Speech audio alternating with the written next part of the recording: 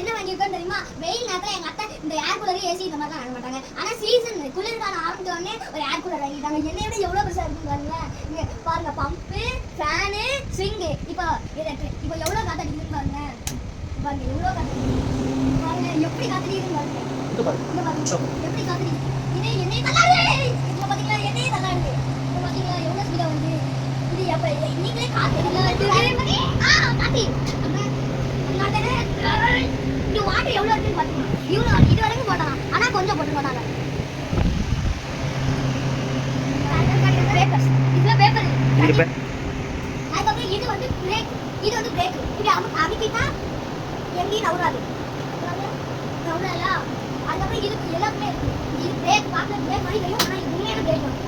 இது இப்போ தள்ளு பாருங்க, இப்போ தள்ளு பாருங்க, இப்போ தள்ளு.